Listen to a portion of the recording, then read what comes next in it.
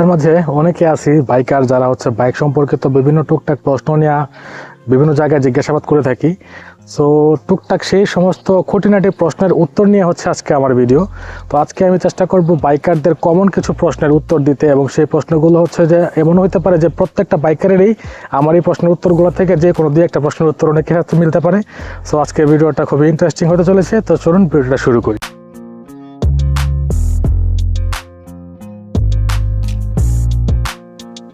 Hello everyone, আসসালামু আলাইকুম। সবাই কেমন আছেন?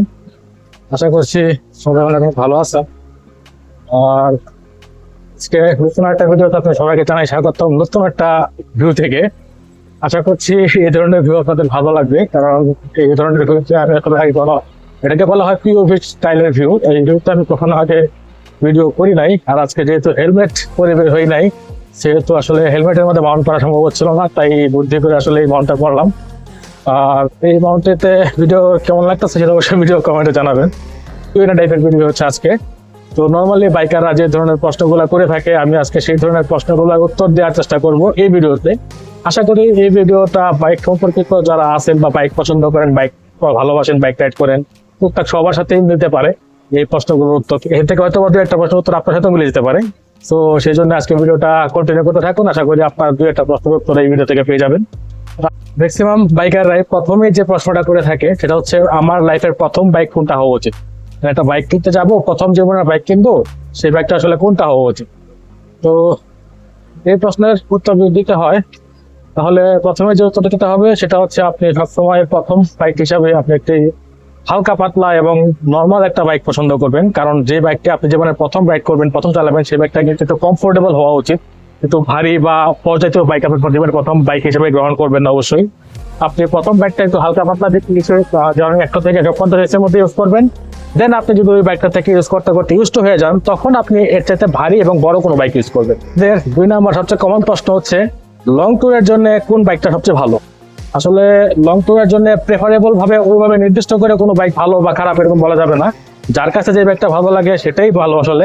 তারপরেও যদি বলতে হয়, লং ট্যুরের জন্য আসলে যে বাইকগুলো হচ্ছে কমফোর্টেবল, সাসপেনশন ভালো, হ্যাঁ, ফুয়েল ইকোনমি বা ফুয়েল কম কনজিউম করে, যে বাইকে পিলিয়ন কমফোর্ট ভালো পাওয়া যাবে এবং যে বাইকটা আপনার চালানোর জন্য পারফেক্ট হবে। আপনি লং ট্যুরে গেলে আপনার বাইকে যদি আনকমফোর্ট ফিল করেন, তাহলে সেই বাইকটা আপনার জন্য প্রেফারেবল না।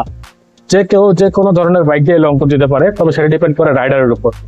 তারপরে আরেকটা প্রশ্ন যেটা সকল বাইকাররাই করে থাকে, সেটা হচ্ছে বাইকের মাইলেজ কিভাবে ইনক্রিজ করা যায়, বাইকের মাইলেজ কিভাবে বাড়ানো যায়। মানে হচ্ছে যে অনেকে কমপ্লেন করে যে আমার বাইকের মাইলেজ অনেক কম দিচ্ছে। আসলে বাইকের মাইলেজ বাড়ানোর জন্য বাইকের কিছু টিপস এন্ড ট্রিক্স ফলো করতে হবে। সেগুলোর মধ্যে প্রথম হচ্ছে, বাইক আপনার নিয়মিত একটা নিয়ন্ত্রিত গতিতে বাইক চালাতে হবে। বাইক যদি আপনি অতিরিক্ত থ্রটল বা অতিরিক্ত প্রেশার দিয়ে বাইক চালান বা অতিরিক্ত স্পিডে বাইক চালান, টায়ার প্রেশার ঠিক মতো নিয়মিত চেক আপ না করেন এবং বাইকের চেইন গুলো লুপ করে না রাখেন, হ্যাঁ, তাহলে আপনার বাইকের মাইলেজ ড্রপ করবে। সো প্রত্যেকটা বাইকেরই কিন্তু একটা মিনিমাম মাইলেজ থাকে। তো আপনি যদি বাইকটা ঠিক মতো মেনটেন করেন, তো অবশ্যই মিনিমাম মাইলেজটা পাবেন। অনেক বাইকাররাই একটা কমন প্রশ্ন করে থাকেন, সেটা হচ্ছে কিভাবে বুঝবো যে আমার বাইকের ইঞ্জিনে এখন কোনো সমস্যা হচ্ছে বা ইঞ্জিনটা ভালো আছে কিনা। সো ফার্স্টে আপনাকে চেক দিতে হবে আপনার ইঞ্জিনের পারফরমেন্স কি ঠিক আছে কিনা, আপনার ইঞ্জিনের গতি বা আপনার ইঞ্জিনের যে আগের যে স্পিড ছিল সেই স্পিড ঠিক আছে কিনা, বা ইঞ্জিন ওভার হিট হচ্ছে কিনা, ইঞ্জিন থেকে কোনো প্রকার বাজে বা কালো ধোয়া বের হচ্ছে কিনা, এবং ইঞ্জিনের শব্দ বা সাউন্ড সর্বোপরি ঠিক আছে কিনা, সেগুলো দেখে আপনি বুঝবেন আপনার বাইকের ইঞ্জিনটা ভালো আছে কিনা বা ঠিক আছে কিনা। একটা কমন প্রশ্ন হচ্ছে, অনেক বাইকাররা জিজ্ঞেস করে থাকেন যে বাইকটা আসলে কতদিন পর পর সার্ভিস করা উচিত। আসলে দেখেন, বাইকের সার্ভিসের নির্দিষ্ট কোনো তারিখ বা নিয়ম এরকম ভাবে দেওয়া উচিত না। আপনার বাইকে যখনই সমস্যা হবে তখনই সার্ভিস করতে হবে। বাট আপনার বাইকটা নিয়মিত সার্ভিস বলতে যদি কিছু বোঝায়, তাহলে প্রতি 2500 থেকে 3000 কিলোমিটার পর পর আপনার বাইকটাকে একটা ভালো সার্ভিস সেন্টারে নিয়ে, হ্যাঁ, রেগুলার চেক আপ এবং সার্ভিস গুলো করানো উচিত। কারণ প্রত্যেকটা বাইকেরই কিন্তু কিছু না কিছু সার্ভিস প্রয়োজন পড়ে। যদিও দেখা যায় বাহ্যিকভাবে যখন সার্ভিস লাগতেছে না বা সবকিছু ঠিক আছে, বা তারপরে কিন্তু বাইকের সার্ভিসের প্রয়োজন পড়ে। সো এই জন্য 25 থেকে 3000 কিলোমিটার পর পর প্রত্যেকটা বাইকেই সার্ভিস করানো উচিত। আচ্ছা, এখন অনেকে জিজ্ঞেস করে থাকেন যে বাইকের চেইন কিভাবে মেনটেন করবো, বাইকের চেইনটা কিভাবে মেনটেন করা উচিত।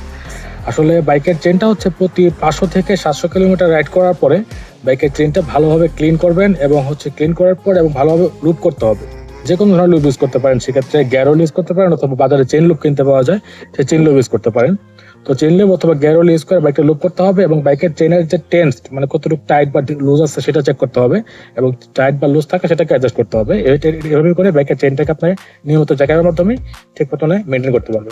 বাইকারদের আরেকটা কমন প্রশ্ন হচ্ছে টিউবলেস টায়ার ভালো নাকি টিউবওয়ালা টায়ার ভালো? দেখেন এখন প্রযুক্তি আপডেট হয়েছে, প্রযুক্তি তো আর আগে জায়গায় নাই। টিউবওয়ালা টায়ারের অনেক প্রতিবন্ধকতা রয়েছে, বাট টিউবলেস টায়ারের কিন্তু এত প্রতিবন্ধকতা নেই এবং লং ট্যুরের ক্ষেত্রে এবং দীর্ঘ রাস্তা রাইডের জন্য টিউবলেস টায়ার হচ্ছে বেটার। কারণ যেহেতু টিউবলেস টায়ারটা মেনটেন্যান্স খরচটাও কম, প্লাস টিউবলেস টায়ারের পাঞ্চার হওয়ার সুযোগ ঝুঁকিটাও অনেকটা কম, সেহেতু টিউবলেস টায়ার টিউবওয়ালা টায়ার থেকে অনেক অবশ্যই ভালো। প্রশ্ন বাইকাররা প্রায় সময় করে থাকে সেটা হচ্ছে বাইকের ব্রেক প্যাড কখন পরিবর্তন করা উচিত। আচ্ছা, ব্রেক প্যাড পরিবর্তন করার জন্য কিন্তু আসলে বাইকার কাউকে জিজ্ঞাসা করতে প্রয়োজন নেই। আপনি যখন বাইকটা রাইড করবেন দেখেন যখন তো আপনার বাইকের ব্রেকিং কোয়ালিটি বা ব্রেকিং পারফরমেন্স কমে গিয়েছে, তখনই আপনি বুঝতে পারবেন যে বাইকের ব্রেক প্যাডটা পরিবর্তন করার প্রয়োজন এবং সেক্ষেত্রে 2 থেকে 3 মিলিমিটার পর্যন্ত ক্ষয় হওয়া পরেই বাইকের ব্রেক প্যাডটা দ্রুত পরিবর্তন করে ফেলুন। কারণ বাইকের ব্রেক প্যাড বাইকের জন্য খুবই গুরুত্বপূর্ণ একটা বিষয়। বর্ষাকাল, আর বর্ষাকালে কিন্তু বাইকারদের একটা প্রশ্ন থাকে বর্ষাকালে বা রেনি সিজনে বাইক রাইডিংয়ের কিছু টিপস দেন। সো বাইক রাইডিংয়ের টিপস রেনি সিজনে হচ্ছে বাইকের ব্রেক ধরার সময় খুব সাবধানে ব্রেক দেবেন রেনি সিজনে এবং বাইকের টায়ার সবসময় চেষ্টা করবেন যাতে বাইকের টায়ারের বিটগুলো ভালো থাকে বা নতুন টায়ার ইউজ করার চেষ্টা করবেন। কারণ রেনি সিজনে কিন্তু বাইক স্লিপ করার প্রবণতা বেড়ে যায়, আর সেক্ষেত্রে ব্রেকিংটা সবচেয়ে গুরুত্বপূর্ণ। বাইকের ব্রেকিং এবং টায়ার দুটাকে আপডেট রাখবেন রেনি সিজনে বিশেষ করে। নতুন বাইক কিনতে যান এবং নতুন বাইক কিনতে গিয়ে যে প্রশ্ন সবসময় করে থাকেন সেটা হচ্ছে নতুন বাইক কেনার ক্ষেত্রে কী কী বিষয় মাথায় রেখে নতুন বাইকটা কেনা উচিত।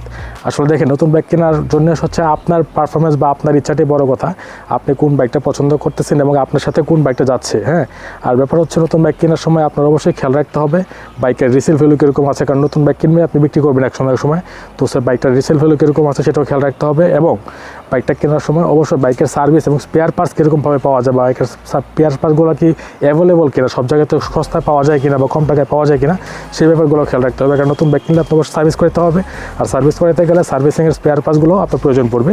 সেক্ষেত্রে নতুন বাইক কেনার আগে বাইকের সার্ভিসিং এবং বাইকটার রিসেল ভ্যালু এবং বাইকের সার্ভিসিং পার্টসগুলো কি অ্যাভেলেবল আছে কিনা মার্কেটে সেটাও খেয়াল রাখতে হবে। কিছু শেয়ার করলাম। তারপরে হচ্ছে যে অনেক বাইকারে প্রশ্ন করে থাকেন যে বাইকের কোন ইঞ্জিন অয়েলটা ইউজ করবেন। দেখুন, আপনার বাইকের যে রিকমেন্ডেড ইঞ্জিন অয়েল গ্রেড, আপনার যে বাইকই চালান না কেন প্রত্যেকটা বাইক কোম্পানি কিন্তু রিকমেন্ডেড ইঞ্জিন অয়েল গ্রেড দিয়ে থাকে বাইকের জন্য।